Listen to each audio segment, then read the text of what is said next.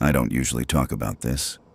Not because it's too painful, more because I'm still not entirely sure what actually happened. And when you tell a story you can't fully explain, people look at you a certain way, like maybe you misremembered, like maybe you wanted it to mean something more than it did. But I've been sitting with this for almost 3 years now, and I think I'm finally ready to put it in order. My name doesn't matter. What matters is that in the spring of 2021, I drove 4 hours to clear out my uncle's apartment. And what I found there didn't just change how I thought about him. It changed how I think about everyone I love, about how much of a person you can actually see, about what someone can maintain perfectly for decades, right in front of you, without you ever once suspecting. My Uncle Ray had died 6 weeks earlier. Heart attack, early morning, alone. He was 61 years old. No wife, no kids. I was the only family he had left, and the executor of his estate, which turned out to mean one aging Subaru, a storage unit in a strip mall on the edge of town, and an apartment full of someone else's carefully arranged life. I want to be clear about something before I go any further. Ray was not a mysterious person. He was the least mysterious person I've ever known. He worked in property management for almost 30 years. He liked baseball. He drank the same brand of instant coffee every morning. He called me on my birthday without fail, every year, at exactly 9 a.m. That is who I thought Ray was.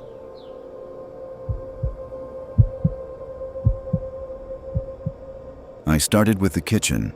Organized, clean, not much to deal with. Then the bedroom, normal.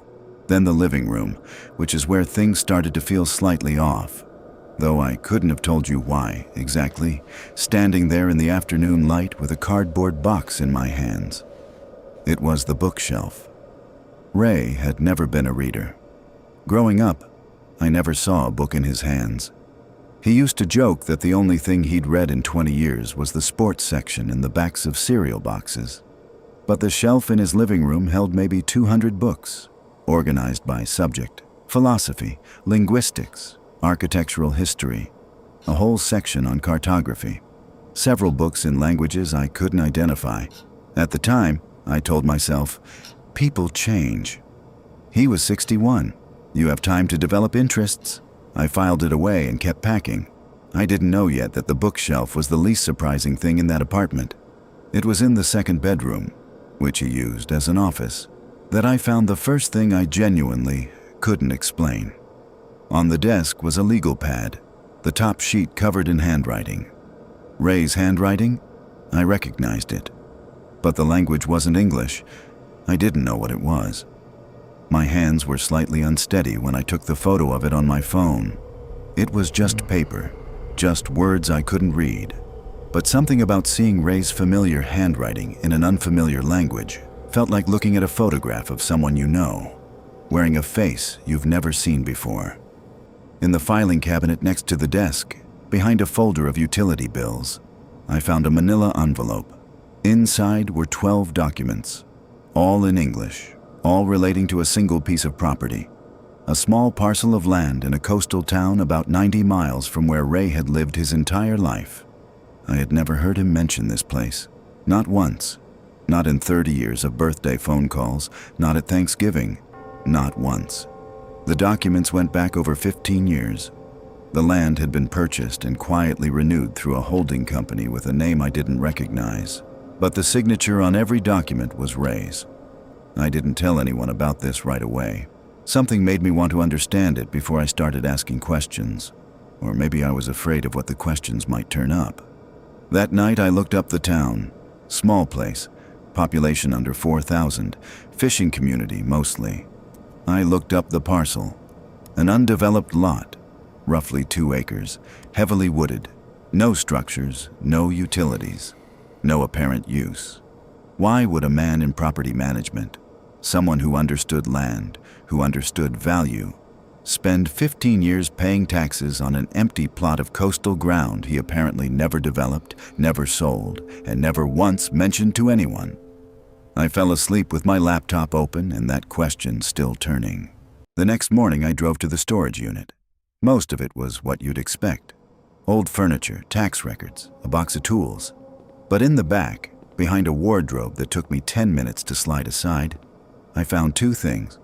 The first was a fireproof safe, about the size of a carry-on bag, locked. The second was a corkboard, roughly 4 feet wide, stored face down against the wall. When I turned it over, I stood there without moving for a long time. It was covered in photographs, dozens of them, and handwritten notes, and a hand-drawn map in the center. None of the photographs were of Ray. They were all of the same location, a stretch of coastline, some kind of structure in the middle distance, taken across what must have been several years based on the seasons. The notes were in the same language as the legal pad. The map matched the coastal parcel. In that moment, standing alone in a storage unit with a locked safe at my feet and a corkboard covered in photographs of a place I'd never heard of, I felt something I am genuinely uncomfortable admitting. I felt afraid of my uncle, of what he might have been, of what I might be about to find out. Because this didn't look like a hobby, it looked like surveillance. I took the corkboard. I took everything I could carry. I left the safe for now. I wasn't ready. Back home, I spent a few days calling people who had known Ray, and something strange kept happening. More than one person mentioned that he spoke other languages. Not fluently, maybe, but enough that they'd noticed. It was the first time I'd ever heard anyone say that about him. I had known this man my entire life. He had called me every birthday for 30 years. He had sat across from me at Thanksgiving and Christmas and funerals, and never once, not once, let any of this surface. I ran a section of the legal pad through a translation app. The app identified the language as Estonian. I hired a document translation service. 2 weeks later, the translation came back. It was a letter, unsent, addressed to someone named Elise. I read it 3 times before I could process it. Ray had met someone, decades ago, when he was in his late 20s, working in Europe. A woman. They had spent time together in a place that mattered deeply to both of them. Something had happened. The letter was careful not to say exactly what, and they had separated. Not in violence, not in betrayal. In the way that certain things end before you understand that's what they're doing. He had bought the land and quietly returned to it for years. The photographs weren't surveillance. They were a record of the place changing over time. A man paying attention to something no one else knew existed. I found Elise. It took another month. She lives in Tallinn, Estonia. She is 73 years old. She hadn't heard that Ray had died. That was one of the hardest phone calls I've ever made. She told me they had met in the late 1980s and spent several months together. When things ended, it wasn't because either of them wanted it to. Then she said something that stopped me cold. I didn't know he bought the land, but I'm not surprised. He told me once that he would. She said that when they were young, Ray had told her that if he ever lost something he couldn't get back, he would find the nearest piece of ground to where it happened, and he would keep it, just to have something real, something that couldn't be rewritten. She had thought it was just something people say when they're young and in love and a little dramatic about it. He had actually done it. Now I had the safe opened by a locksmith. Inside, a passport, some cash in 2 currencies, a notebook, and a photograph. Just one. 2 people standing on a stretch of coastline I recognized immediately from the corkboard. A man and a woman. Young, late 20s maybe. The woman was laughing at something just outside the frame. The man was looking directly at the camera. It was Ray, younger than I'd ever seen him. And for the first time, he looked like a stranger. I turned it over. On the back, in Ray's handwriting, 2 words and a year. Elise, 1987. I sat on the floor of my kitchen for a long time after that. Not crying, exactly. Something quieter than that.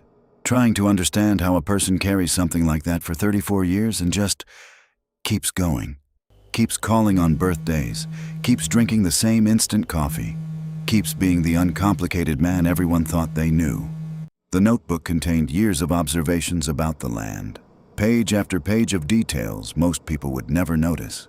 The weather, the light on the water, the way things changed slowly across seasons and years. But on the very last page, one line, in English, just one, underlined. Some things are private not because they're shameful, but because they're too real to share. Here is what I keep coming back to. Ray was not a cold man. He was not distant. He called me every birthday. He showed up when things were hard. He was present. He was warm in his way. But he had an entire interior life. A grief, a love, a 15-year practice of quiet devotion that he carried completely alone, that he chose to carry alone, that he apparently decided at some point was his and his alone to hold. And part of me wonders if I had pushed that wardrobe aside without looking behind it, if I had never found the corkboard, never found the letter, never made that phone call to Estonia, would Ray's real life have simply disappeared? Would it have been as if that other self never existed at all? I think about that more than I'd like to admit. The corkboard is still in my spare room, still facing the wall. I'm not ready to turn it around yet, and I'm not sure I'm ready to let it go. But I have a question for everyone watching this, and I want you to think about it honestly before you answer. If someone you loved had kept a secret like this for 30 years, not a betrayal, not a crime, just an entire private world you never knew about, would you want to know? Or is some part of a person allowed to belong only to them? Leave your answer in the comments. Because I've been asking myself that question for 3 years, and I still don't have one.